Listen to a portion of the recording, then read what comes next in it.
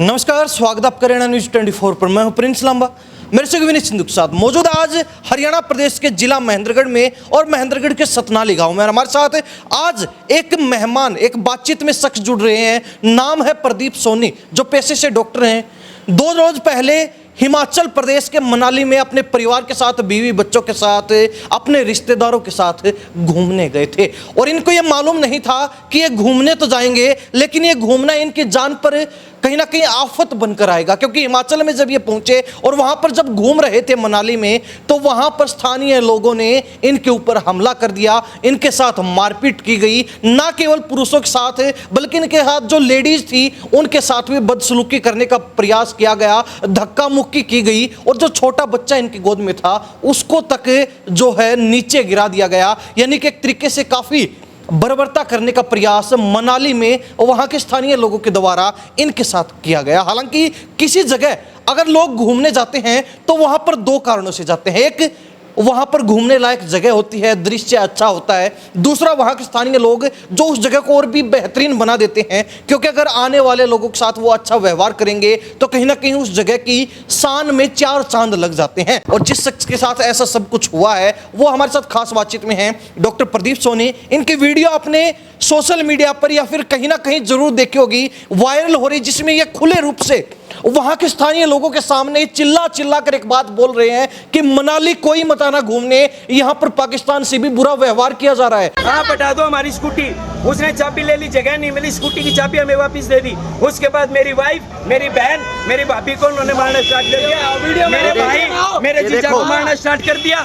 यहाँ पे पुलिस के पास मैं 2 बार जाके आ चुका हूँ और लोकल लोगों ने उन लोगों को अपने छुपा लिया है। अब मेरी बीबी का ये हाल किया। मेरी 4 महीने की बच्ची है जो रोड पे पड़ गई थी। अब यहाँ पे ना किसी लोकल लोगों ने हमारी सपोर्ट करी, ना कोई पुलिस सपोर्ट कर रही। मैं आप लोगों से विनती करता हूँ कि मनाली घूमने मत आना, मत आना मनाली घूमने। कोई प्रोटेक्शन नहीं है मनाली में। ये पाकिस्तान से भी बुरा है, ये पाकिस्तान से बुरा मनाली है। मत आना लोगों, मेरी वीडियो जहाँ तक पहुँचेगी, मत आना यहाँ पे घूमने के लिए आप लोग। कोई प्रोटेक्शन नहीं, कोई पुलिस प्रोटेक्शन नहीं है, कोई लोकल प्रोटेक्शन नहीं है। सारी बातचीत इनसे करेंगे, क्या मसला था, क्या पूरा मामला है, क्यों इनके साथ मारपीट हुई, पूरा प्रकरण क्या है। डॉक्टर साहब, क्या कहना चाहेंगे, कब का ये मामला है और कैसे जो इस मामले की शुरुआत हुई, क्या पूरा मामला है। नमस्कार जी, मैं मनाली गया था मेरे परिवार को लेके घूमने के लिए। कितनी तारीख की? ये तारीख, मैं 20 तारीख को यहाँ से गया था। 23 तारीख को शाम को 5 बजे का ये मामला है। मैं बौद्ध मंदिर से होते हुए मिशन रोड की साइड से मैं आ रहा था। रास्ते में एक पिकअप गाड़ी थी जिसकी वजह से जाम लगा हुआ था। जब वो जाम लगा हुआ था तो मेरी स्कूटी थी, मैं अपनी स्कूटी को साइड में ले रखा था। जिस बंदे ने वो गाड़ी थी, जिस बंदे की पिकअप जो गाड़ी थी, उस गाड़ी का बंदा जो वो मेरे पास आता कि स्कूटी आगे करो। जहाँ के जाने का रास्ता था ही नहीं। मैंने कहा भाई साहब ये गाड़ी आगे हटेगी जब ये स्कूटी निकलेगी। बोला इसको आगे कर। मैं भाई साहब ऐसी चलानी नहीं आती, आप ये स्कूटी आपको आती है, ये स्कूटी आगे आप ही निकाल दो। कैसे निकालोगे? मैंने उसको वो स्कूटी दे दी। उसने देखा जगह नहीं है, उसने वो स्कूटी मेरी वापस दे दी। जैसे ही वो गाड़ी निकले आगे, मैंने फिर वो निकलने के बाद वो स्कूटी निकल जाती। इसके दौरान क्या हुआ कि मेरे जो रिश्तेदार थे उन्होंने देखा पीछे से इसकी स्कूटी ले ली उसने। उन्होंने सोचा क्या बात होगी, वो उससे पूछने के लिए आए कि क्या बात होगी।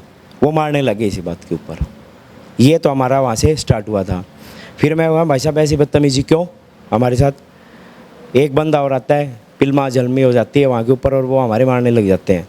उसके बाद जैसे वो रोड पे आ जाते हैं तो 8-10 और लोग आते हैं, वो सभी को, लेडीज़ों को भी, हमें भी मारने लग जाते हैं। वो वहाँ पे लोकल लोग जो खड़े थे उन्होंने हमारी कोई सपोर्ट नहीं करी और हम लोग आपस में ऐसे ही लड़ते रहे, उन्होंने हमारे मारते रहे। उसके बाद मैंने पुलिस को फ़ोन किया है, कोई पुलिस नहीं आई वहाँ पे 1 घंटे तक और हम ऐसे ही चिल्लाते रहे। वहाँ हमारी ना कोई लोकल लोगों ने मदद करी हमारी और ना ही वहाँ कोई पुलिस प्रशासन पहुँचा। जब हमें अच्छी खासी चोट आई तो वो लोगों को देखा कि इनको लग गया, वो फिर वहाँ से चले गए। कहाँ चले गए? फिर हम पुलिस आई है वहाँ पे। उसके बाद हमने उन्होंने खड़ा किया, मैं वहाँ बैठ गया था क्योंकि चोट लग रही थी हमारे को। अब हमें भी तो इंसाफ चाहिए, हमारी लेडीज़ों को। हमारा, मेरी 4 महीने की बच्ची थी मेरी वाइफ की गोद में, उसको भी उन्होंने मारा, वो गिर गई, बच्ची भी गिर गई, मैडम भी गिर गई वहाँ पे, उसको भी चोट आई थी। इसके बावजूद आगे हमारे को, जैसे लोग लोकल लोग रहते हैं, उन्होंने हमारी कोई मदद नहीं करी। हमने उन्हें कहा कि यहाँ पे गांव में भी लड़ाई हो जाती है, वो भी छुटवाते हैं, आप लोगों ने कोई सपोर्ट नहीं करी हमारी। क्या टूरिस्ट को वहाँ जाने के बाद ये हादसे होते हैं, क्या वो सेफ़ हैं? कोई सेफ़ नहीं है वहाँ पे। ऐसे टूरिस्ट जो कि अपने पैसे खर्च करते हैं वहाँ उस जगह को घूमने जाते हैं, उन लोगों का घर परिवार उनसे चलता है, उन लोगों के साथ ऐसा दुर्व्यवहार क्यों? क्योंकि फिर तो टूरिस्ट जगह हर जगह बंद हो जाएगी। अब जैसे हमारे साथ ये मनाली में ऐसा कांड हुआ है, ऐसे ही पहलगाम में हुआ था, उनको मार दिया, ऐसे हमें भी मार देंगे तो जाना कहाँ सेफ रहेगा? बीवी बच्चे को क्या हम अपने स्टेट से दूसरे स्टेट भी नहीं ले जा सकते क्या? इतना जुर्म हो गया दूसरे स्टेट जाना भी हमारा? क्या हम हमारे स्टेट में सेफ़ नहीं है तो हम सेफ़ कहाँ फिर? हमारे स्कूटी वगैरह की जो बातचीत थी, यानी कि तंग रोड होते हैं वहाँ ट्रैफिक अक्सर बना रहता है, तो वहाँ पे पिकअप वाला था, उसने आपको कहा स्कूटी आगे ले लीजिए, आपने कहा कि मुझे चलाने नहीं आती है, आप खुद कर दीजिए, तो इसी बात पर बस वो धक्का मुक्की हुई है और कोई बात भी नहीं थी हमारी। फिर वो पुलिस आई है, पुलिस ने देखा कि वो लोग कौन थे, पूछने के लिए पुलिस गई है वहाँ के जो लोकल लोग थे उनसे, बोले नहीं पता कौन था। फिर मैंने मैडम को कहा कि गाड़ी की फ़ोटो खींचो, और कोई एक लोकल बंदा था, कौन था, उसने उस पुलिस वाले को नंबर दिए हैं, हमने उसकी फ़ोटो क्लिक कर ली। फिर उसके बाद हम पुलिस वाले से पूछे आपने उस नंबर पे फ़ोन किया? उन्होंने बोला हमने किया था, स्विच ऑफ है। वो कोई सामान खरीदने वाले थे और वो निकल के पता नहीं कौन थे। मैंने ठीक है। फिर उसके बाद पुलिस हमें ले जाती है थाने ले जाने के बाद मैं अपना मेडिकल करवाने पहुँचता हूँ वहाँ पे पहुँचा। जब वहाँ पे डॉक्टर दीप्ति थी, मैंने उसको सारी बात बताई कि भाई ऐसे बात थी, और उन्होंने हमारी MLR भरनी स्टार्ट कर दी। फिर मेरे को पेन ज़्यादा था उस टाइम पे हाथ के अंदर, मैंने कहा जी कोई इंजेक्शन वगैरह लगवाओ, उसने लगवाया डाइक्लोफेनिक। वो भी एक सरकारी हॉस्पिटल में, हिमाचल के अंदर मनाली में एक सरकारी हॉस्पिटल के अंदर डाइक्लोफेनिक इंजेक्शन नहीं है। वो भी मेरे को उन्होंने पर्ची में लिख के दे दिया, एक नॉर्मल पर्ची में, कि बाहर से मेडिकल स्टोर से ले आओ आप। ऐसी स्थिति है वहाँ के ऊपर, अगर कोई एक्सीडेंट हो जाए, कुछ और हो जाए, तो वहाँ लोकल कोई फैसिलिटीज़ है ही नहीं वहाँ के ऊपर। मैंने वो इंजेक्शन मंगवाया अपने पैसे से, वो इंजेक्शन लगवाया। मैंने कहा मैडम पेन ज़्यादा स्टार्ट हो गया, सेंसेशन हो गया मेरे हाथ के अंदर, अब भारीपन स्टार्ट हो रखा है। बोली एक्सरे करवा लो। मैंने कहा जी ठीक है करवा दो एक्सरे। बोली एक्सरे मशीन यहाँ ख़राब है, आप बाहर से प्राइवेट एक्सरे करवा लो। यानी कि प्राइवेट को बढ़ावा दे रहे हैं। हाँ, मैंने कहा जी ठीक है प्राइवेट करवा लेंगे। फिर बोले कि यहाँ नहीं तो आप कुल्लू जाओ, जहाँ से 60 किलोमीटर नीचे है कुल्लू। फिर वो वापस वहाँ से रिपोर्ट होती है, क्या होता है आगे का प्रोसेस, फिर लंबा हो जाता है। मैंने कहा जी मैं प्राइवेट करवा देता हूँ, इस एक्सरे को आपको दे देता हूँ, क्या फिर ये आप इसको एक्सेप्ट करोगे MLR के अंदर? बोले नहीं होगा, एक्सेप्ट नहीं होगा। तो मैं पैसे भी खर्च करूँ और मेरे को इलाज भी नहीं मिल रहा, तो मैं वहाँ क्यों करूँगा? मैं अपने डिस्ट्रिक्ट में आके करवाऊँगा ना, मैं अपने शहर में आके करवाऊँगा, क्यों करवाऊँगा वहाँ पर? क्या टूरिस्ट कोई पिकनिक करने जाता है वह क्या इसी मामले में उलझा रहेगा? वो अपने फैमिली को एक एंजॉयमेंट के लिए लेके जाता है वहाँ पे, इतने पैसे खर्च करता है, क्या वो इसी झमेले में उलझे वहाँ पे? अब मेरे को वहाँ पे 4 से 5 दिन का प्रोसेस लगता, क्या मेरी पूरी फैमिली वहीं रहे, मेरे रिश्तेदार वहीं रहे? जो वहाँ पे कमरों के हाईएस्ट रेट है 5-6 हज़ार रुपये एक नाइट के है, क्या वो 5-5 दिन हम वहाँ रहें? जो हमारा बजट हुआ हम उस बजट को क्रॉस करें? हमारी कौन मदद करेगा वहाँ पे? हमें कौन पैसे देगा वहाँ? तो ये वहाँ के हालात हैं। और दूसरी बात, पुलिस जो है उन्होंने मेरे को बताया कि वो जो लोग थे उनसे कोई संपर्क नहीं हुआ। मैंने 24 तारीख को जिस बंदे से मेरी लड़ाई हुई थी मैंने उससे खुद संपर्क किया। आपने पुलिस जब आई, ये पूरा मामला होने के बाद 1-1.5 घंटे के बाद आप बता रहे हैं काफ़ी लेट पुलिस आई, कॉल करने के बावजूद पुलिस समय पे नहीं पहुंची मौके पर। मेरे पास कितनी देर बाद पुलिस पहुंची है? कॉल कर रखी है मैंने। ठीक है, तो पुलिस से आने के बाद आपने शिकायत दी, क्या कुछ अब तक कार्रवाई हुई इस शिकायत पे? अब तक ये कार्रवाई हुई है कि उन्होंने मेरी FIR लॉन्च कर दी, और उसके बाद अब उन्होंने ये कहा है मेरे को कि हमने लोकल लोग जो थे, वो जो लोग, हमने उनकी आइडेंटिफाई आप करके दो और आपको मनाली आना पड़ेगा। अब मैं यहाँ से उनको ये पहचान करने के लिए जाऊँ कि मनाली है।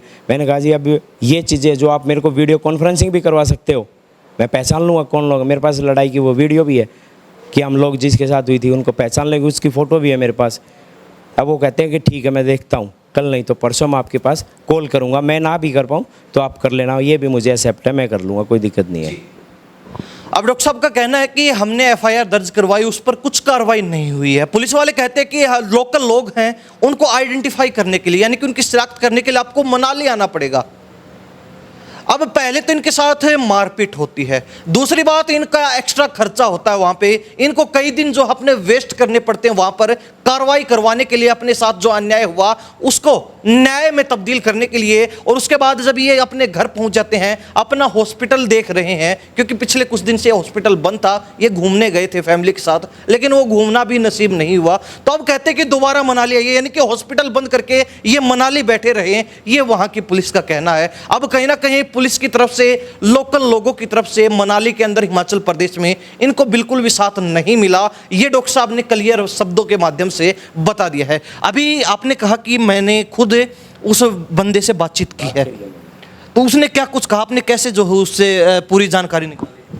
मैंने उसको ये नहीं बताया मैं कौन हूँ। मैंने एक टैक्सी ड्राइवर बन के मैंने उससे बात करी है। उन्होंने कहा कि हम 8-10 लोग और होते तो हम उनकी चटनी बना देनी थी। चटनी हम MLR की जगह भी नहीं छोड़ते उनके पास। मेरे पास रिकॉर्डिंग है। मैं पुलिस से मिलाया, पुलिस वाली कुछ नहीं है मामला, कुछ नहीं होना इसका।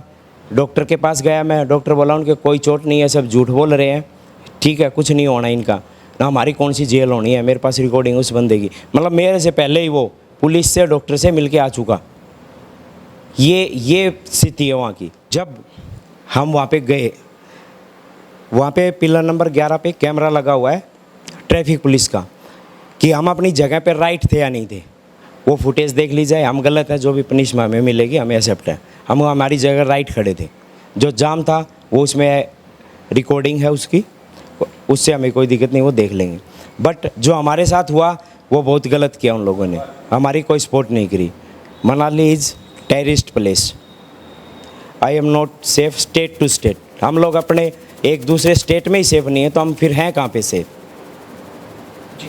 तो अभी क्या इरादा है? बीवी बच्चों के साथ घूमने तो गए थे, आगे कभी जाने का इरादा है? नहीं, ऐसे घूमने की जगह से तो हम हाथ जोड़ते हैं, हम तो कभी नहीं जाएंगे।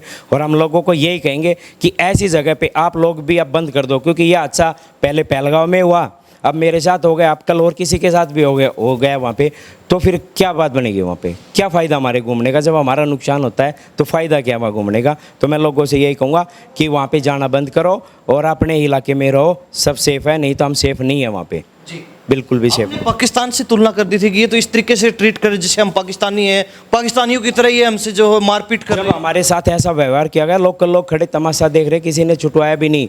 जो लोग टूरिस्ट पे आए हुए थे, घूमने आए हुए थे, हरियाणा के थे, कुछ पंजाब के थे, जो हमारी लैंग्वेज को देख के उन लोगों ने थोड़ा सा हमारा छुटछुटाव किया। नहीं हो सकता वो लोकल थे, हमें जान से ही मार दें वहाँ पे। हमारे घर वालों को क्या पता चलेगा क्या अच्छा हुआ था, क्या बात हुई थी हमने, तो हम तो सेफ कहाँ हुए? उन लोगों ने हमारा थोड़ा बच बचा। लोकल लोगों ने सपोर्ट नहीं किया, हॉस्पिटल में कोई सुविधा नहीं मिली, पुलिस ने सपोर्ट नहीं किया, वहाँ के लोकल लोगों ने आप पे हमला कर दिया। तो एक तरीके से कहा जाए तो अगर मामला और भी बिगड़ जाता तो कोई पूछने वाला भी नहीं था। फिर उसके बावजूद मेरा एक मित्र है अनिल राठौड़, उसने वो वीडियो देखी, उसने मेरे पास फ़ोन किया, क्या बात होगी? मतलब ऐसे बात होगी। उसने मेरे को वहाँ पे एक गोविंद ठाकुर जी MLA थे, उनके नंबर दिए, मैंने उनके पास फ़ोन किया, मैंने उसको अपनी घटना के बारे में बताया। उन्होंने फिर SHO के पास फ़ोन किया, बोले आप घबराओ मत, हम आपके साथ हैं। उन्होंने फिर मेरे को अच्छा कोऑपरेट किया, मिला नहीं बट मैं उनसे कॉल पे उनसे कोऑपरेट किया, उन्होंने, उनका बहुत बहुत धन्यवाद। यानी कि और लोगों से तो विधायक जी सही निकले, अक्सर विधायक फ़ोन उठाते नहीं हैं, लेकिन इन्होंने कॉल किया, इनका फ़ोन उठाया, इनकी समस्या सुनी, और कहीं ना कहीं फ़ोन के ऊपर भी उन्होंने इतना अच्छा कोऑपरेट बता रहे हैं कि किया। SHO तक को फ़ोन किया कि इस मामले में इनके साथ अन्याय नहीं होना चाहिए। बिल्कुल, मैंने 2 बार कॉल किया, मेरी दोनों बार MLA साहब ने दोनों बार मेरे कॉल उठाए हैं।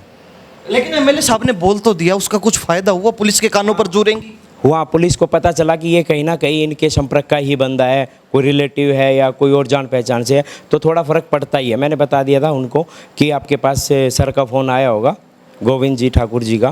बोला हाँ जी देखो, उसने मेरे को दिखाया, हाली आप टेंशन ना लो।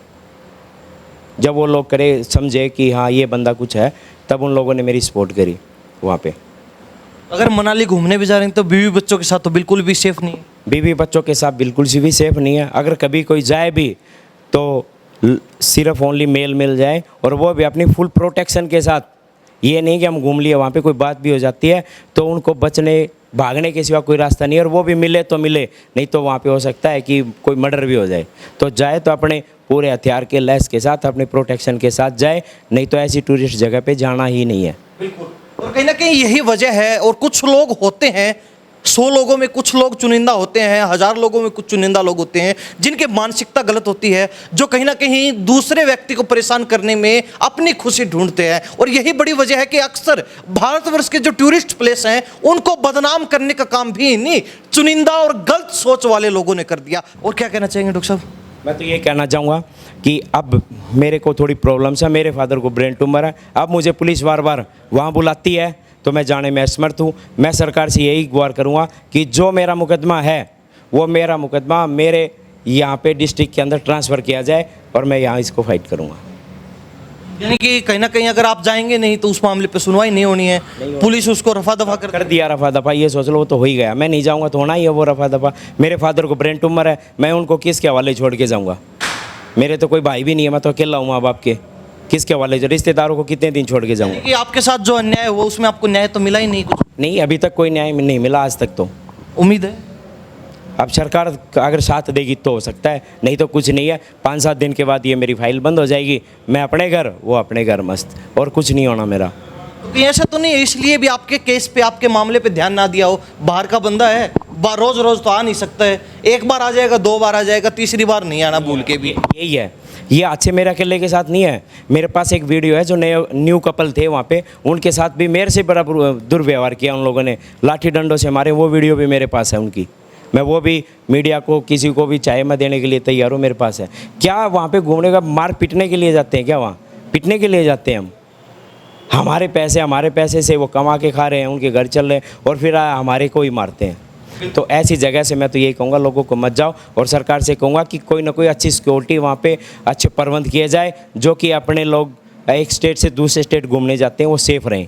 यानी कि हर साल हजारों लाखों लोग घूमने के लिए आते हैं, तो ऐसे में कहीं ना कहीं वहाँ पर स्थानीय लोगों के लिए सरकार ने अलग से एडवाइजरी जारी करनी चाहिए कि अगर बाहर के बंदे को कोई असुविधा होती है, बाहर के बंदे के साथ कोई स्थानीय व्यक्ति अगर मारपीट करता है, दुर्व्यवहार करता है, तो उसको उसकी सज़ा मिलेगी। डॉक्टर साहब बहुत बहुत धन्यवाद, आपने अपना किस्सा साझा किया, क्यों आपके साथ मारपीट हुई, ताकि और लोग भी सचेत हो जाएं, जागरूक हो जाएं। Thank you.